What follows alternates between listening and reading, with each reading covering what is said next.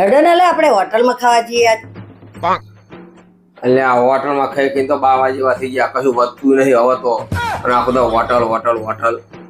અમે રોજ રોજ નવું નવું બનાવીને ખવડાવીએ, તમને કોક દાળ કહીએ તો ના પાડો. ठीक है।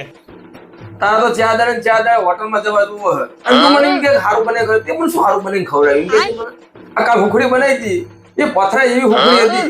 આ એકદમ મોઢામાં નાસી ને ધોવા થલી ગયો, હુખડી ના ભગાડી. એ કંટાળીને તો મેં હુખડી ગાય નાસી દીધી. તો ગાયે હુખડી જતી રહી, એને ના ખાધું. પછી કંટાળી કૂતરાય નાસી. કૂતરો મેં કલાક સુધી ચાટ જ કર્યું ને બાપડાએ. એની જીભ ગઈ હતી, પણ હુખડી તલ ભર ઊંચી ના થઈ. આવી તારી હુખડી અને પછી સારું બને ખબર. અને પેલા મહિના પેલા પેંડા બનાવ્યા હતા, એ ચેવા બનાવ્યા હતા.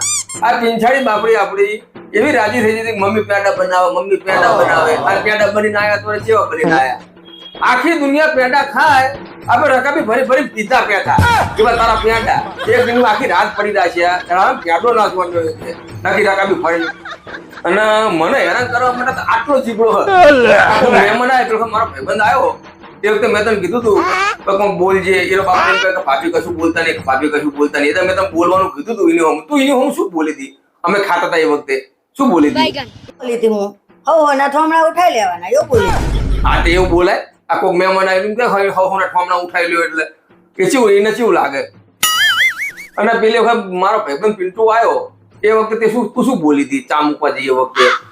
કે હું આવે હોટલે પાડી નહીં, હું ચા પીવા હેડે આવે. આખો દર હું એમ તો ચેટલી ચા મેલ મેલ કરું. भगवान क्या जुल्म है। લગન કરવા બેઠો ને એક તો મારા ભાઈબંધો બાપડા કહેતા હતા, હાથ ઉગાતા હતા એ રહ્યા. શું કહેતા હતા? કે વાની હંગાત લગન ના કરીશ, મરી જઈશ. બાપડે હવે એકદમ મોન્યો નહીં, તારી હંગાત લગન કરી બેઠો. મારી બેનપણીઓ કહેતી હતી આ તારી હંગાત લગન ના કરીશ. હારું હોય ના કર્યા હોત તો હારું હતું, તો હું તો બચી જાત. મારા તો ભાગ ફૂટી ગયા કે તારી હંગાત લગન કર્યા મરી.